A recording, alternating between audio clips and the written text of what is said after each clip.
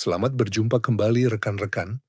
Tahukah Anda bahwa rata-rata orang saat ini menghabiskan 70 jam seminggu hanya untuk menatap layar? Itu bukan sekadar membuang-buang waktu, itu secara perlahan menghancurkan otak kita melalui fenomena yang disebut brain rot. Dari pengalaman hidup saya dari seorang remaja tunawisma hingga menjadi lulusan MIT dan penasihat perusahaan bernilai miliaran dolar, saya menemukan satu pola penting. Orang-orang paling sukses di dunia justru sangat menjaga hobi mereka yang terlihat tidak berguna sebagai benteng pertahanan utama melawan kerusakan mental. Di dunia di mana media sosial memberikan suntikan dopamin cepat, dan AI mulai mengambil alih kemampuan berpikir kritis kita, hobi bukan lagi sekadar pengisi waktu luang, melainkan rehabilitasi bagi otak Anda. Dalam video ini, Sandeep akan membagikan kerangka kerja 4 bagian untuk memilih hobi yang tidak hanya akan menyelamatkan otak Anda, tetapi juga mengubah karier dan hidup Anda. Selamat menyimak pemaparannya dan semoga bermanfaat. 20 years ago, people had hobbies. Now they have a screen. The average person now spends 70 hours a week staring at a screen. That's not just wasting time, it's slowly destroying our brain. I went from a homeless teen to an MIT grad to building and advising companies worth billions. Somewhere in that journey, I almost lost every hobby I ever loved. But I also saw a pattern. The most successful people fiercely protect their seemingly useless hobbies because that's their best defense against brain rot. In this video, I'll show you why hobbies matter more than ever, how they retrain your brain for success and fulfillment, and share a 4-part framework for choosing hobbies that can help you change your life and your career. The first thing we need to understand is that brain rot isn't what you think it is. Our brains are under a 2-stage attack. Research from Nielsen reported that Americans spend 70 hours a week consuming media across different screens. That's about 10 hours a day. Our screens have become our full-time employers, and they pay us in brain rot. We're all facing the same dangerous challenge. And that's because the social media we consume is programmed to give you rapid dopamine hits. Now, there are 3 side effects of social media. First, our brain starts craving more of those hits. So we start needing more hits for the same mental rewards. Second side effect, we start focusing more on sharing versus caring. You go to any concert nowadays or watch the sunset on a beach, and you'll see people around you watching it through their phones. We're not enjoying our experiences. We're just camera operators for our followers. And this leads to the most depressing third side effect, anhedonia. It's a clinical term about our inability to feel pleasure from normal things. But that is only the first stage attack. There is an equally alarming second stage attack happening, AI. Social media changes our attention. AI changes our agency. Microsoft just studied over 300 professionals and found something kind of terrifying. When people are overconfident in AI, they basically turn off their own brains. They stop double-checking their work, and their critical thinking just shuts down. It's like you're sending someone else to the gym and then wondering why your own health isn't improving. AI doesn't outsource your tasks, it outsources your mind, your agency. And in this world of hyper-stimulated junk food, hobbies are the nutritional meal. So why are your hobbies so important to your brain? I recently recorded a meeting with my team, and I was listening to the playback, and I was just horrified. My thoughts were jumping around mid-sentence, rambling, I had no coherence. I realized that my brain had become a mirror of my TikTok feed. Totally fragmented. Sitting there with my headphone on, I literally yelled at myself and said, come on, stop babbling, get to the actual question. That was a wake-up call. If you don't keep training for focus, you're gonna lose it. Your brain doesn't adapt or grow when you're comfortable. It adapts when reality surprises you. No surprise, no change. So when you're scrolling your feed like a zombie, or let AI write your essay or your strategy document, there is no struggle. there is no surprise, there is no discovery, no upgrade. I call it deep fake mastery. It looks great, but it's not real. In medicine, if you put an arm in a cast for 6 months, the muscle will atrophy. It'll literally degenerate, it'll eat itself. And then when the cast comes off, you're gonna need rehab to even open your wrist. Hobbies are your rehab. When you're cooking, you'll make a mess. You'll play an instrument, you'll miss a note. A hobby allows you to struggle, to be surprised. It forces your brain to upgrade. Now, if you're ambitious and you're successful, or you're trying to be successful, you're probably gonna feel guilty about your time spent on hobbies. Our 24/7 culture tells us that hobbies are selfish, that they're extra, that time you spend working on yourself is time stolen from work or from the people who need you. Nothing could be further than the truth. And the proof comes from an unlikely place. Researchers at Michigan State spent 20 years studying 773 Nobel Prize winners. What they found was, surprising. Nobel Prize winners had 3 times more serious hobbies than their peers, and they were 9 times more likely to have formal training in crafts or fine arts or music. For the world's most capable minds, hobbies weren't a guilty break from their work. It fueled their work. But then the question is, how do you pick the right hobbies? For that, you need a framework, and we're gonna use the VIBE framework. Every thriving, high-performing individual needs these 4 pillars. Vitality. Are you running on empty? Then pick a hobby that gets your heart rate up. Dance class, Pilates, trekking, martial arts, climbing, pickleball, all fit here. Inquiry. Are you easily bored? Then pick a hobby that forces you to be a beginner again. Learn a new language, play chess, take a course. Belonging.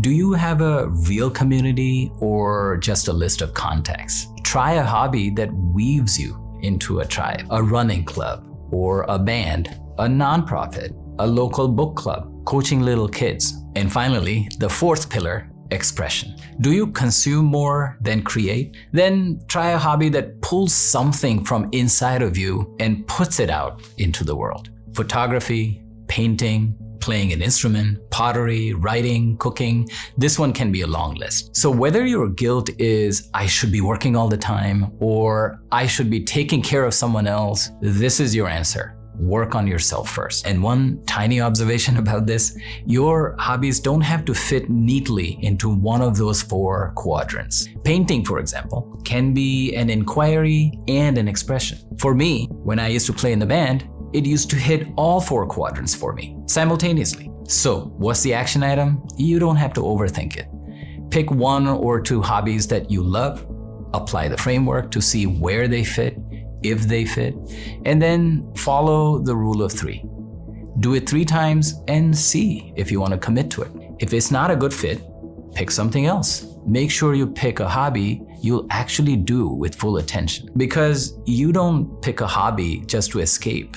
You choose it to come back to yourself. Now, what's the best way to keep a hobby going? Focus on play, not on performance. This is the fastest way to kill a hobby. Hobbies are your rehab. Don't turn rehab into a performance review. The moment your hobby becomes a scoreboard, it becomes a grind that won't restore you. The fastest way to kill a hobby is to post about it. The second you bring an audience into the room, you stop playing for yourself and you start performing for them. You're literally outsourcing your joy to the algorithm. It's like going to Paris and spending the whole time taking a selfie with the portrait of Mona Lisa so you can show the world you were there, and you're still trapped behind the same screen. So the key question, I think, is who this hobby is for. If it is for you, you'll build. If it is for them, you'll judge. If your hobby feels like a performance review, then you've lost the plot. So how do you actually protect the play?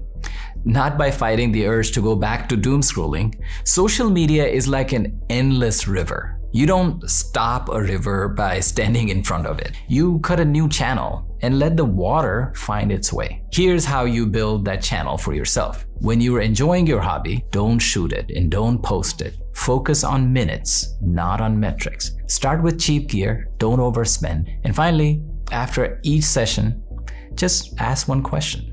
Did I feel more alive or more judged? Your hobby is where you go to be a messy, imperfect human in a world that demands you to be polished and optimized machine. So yes, hobbies is how you come back to yourself. And it's supposed to restore you, not rank you. There's no win or lose, only the play. And here's what we learn from the happiest people in the world. In the World Happiness Report in 2025, Finland ranked number 1 for the 8th time in a row, and US fell to number 23, its lowest ever. Now, Finland is no utopia. It endures some of the longest, toughest, bleakest winters anywhere in the world. But their environment is quietly built to reduce stress and increase real-world experiences. First, they're surrounded by nature, and it's a culture of walking and biking and hiking. Vitality? Check. Second, university education is publicly supported and affordable. Inquiry? Check. And in that society, there's higher trust, stronger sense of community, lower inequality, belonging? Check. And culturally, they care less about constant competition or signaling higher status and success. They create because they want to. Expression? Check. So you see, Finland has actually built their culture around the vibe framework, and the people there are the happiest on earth. The lesson is that the life you build outside of work should not be seen as a distraction.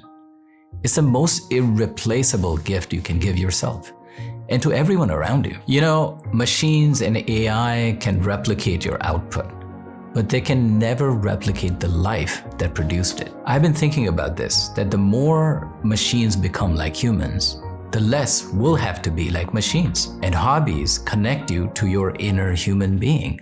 There is a parable that I love. A traveler sees 3 stonemasons working very hard in the sweltering heat, and they're cutting blocks of stones. So he's wondering, he asks them what they're doing. The first one says, "Sir, can't you see? I'm cutting stones." The traveler turns to the second one. The second one says, "Well, I'm earning a wage to provide for my family." But the third one stands up tall, looks up, and says, "I'm building a cathedral." Same work, different meaning. Your hobbies don't owe you productivity or followers or wages. They owe you joy. They bring meaning to your moments, because your life is not just a pile of rocks stacked higher and higher. It is a cathedral. If you like this video, watch this one next. It's about how to stay calm no matter what's happening around you. Thank you, and I love you. Sebagai penutup, ingatlah bahwa hobi Anda tidak berutang produktivitas, pengikut media sosial, atau upah kepada siapapun. Mereka hanya berutang kebahagiaan kepada Anda.